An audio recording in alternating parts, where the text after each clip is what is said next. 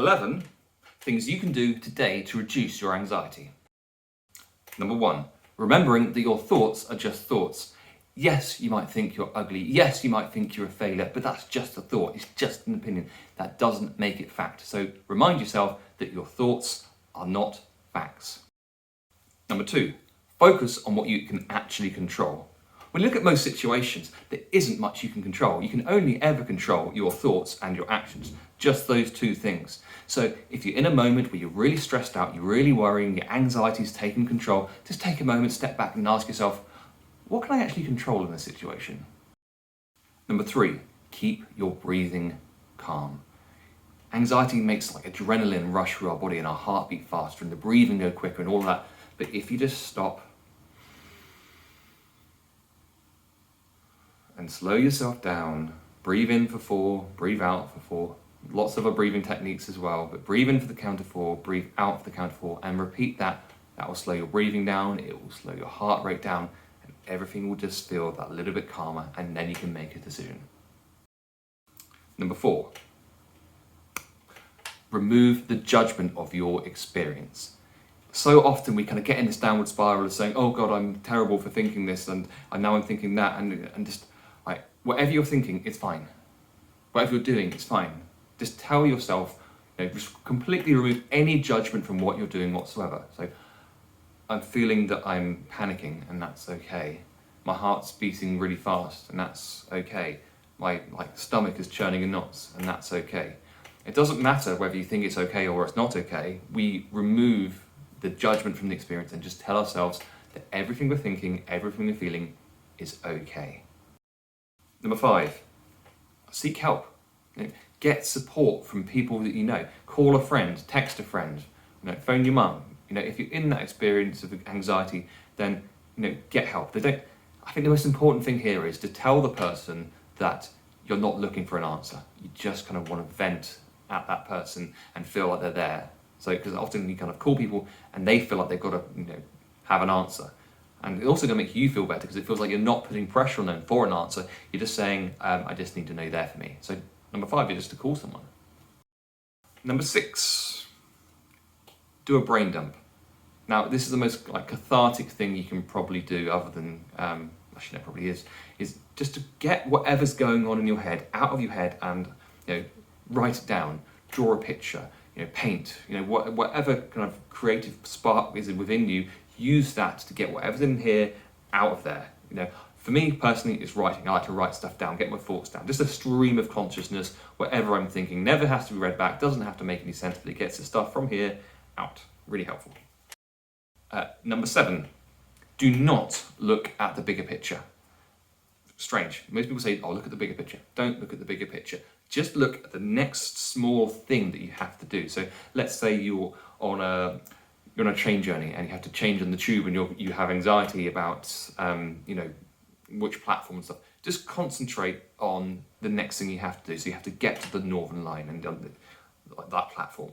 If that's too big, then the next thing you have to do is get down that set of stairs. Just break it up into the smallest pieces possible so that you don't have this whole thing that you're looking at going, oh my God, this thing's huge. Break it up into just the smallest bits and just do those bit by bit. Number 8. I'm going to struggle when I get to 11. Remove the emotion of what you're telling yourself. So, quite often heart racing is one of the things that is kind of goes along kind of hand in hand with anxiety or stomach twisting and knots. And when we think about it or we tell people, we get kind of invested in our own story about what's going on for us. It's, oh my God, my stomach feels like it's like trying to churn up daggers or whatever. We try and use this kind of emotional language, or my heart's beating at 1,000,000 miles an hour. Kind of exaggerate and put emotional language into what we're saying, and that kind of affects what we're thinking. So rather than using this emotional language, just make it as boring as possible. Just make it really factual. It's like, my heart is beating faster. Like, imagine if you've ever seen Brooklyn Nine-Nine, Captain Holt, how would he talk about it? My heart is beating faster. My stomach is feeling unusual. Just boring. Make it as boring as you can so you don't dive into your own kind of spiral of this experience.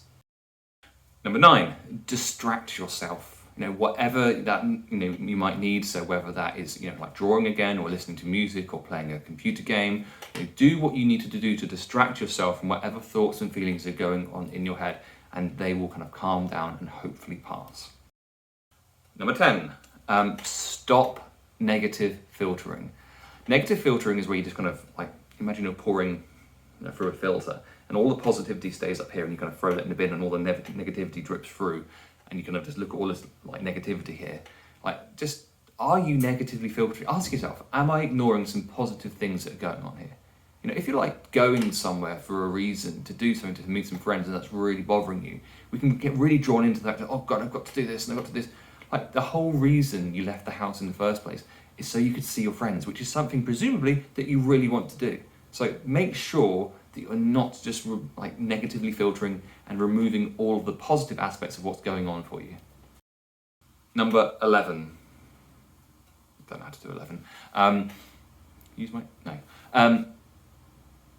Yes, number 11. It's not forever.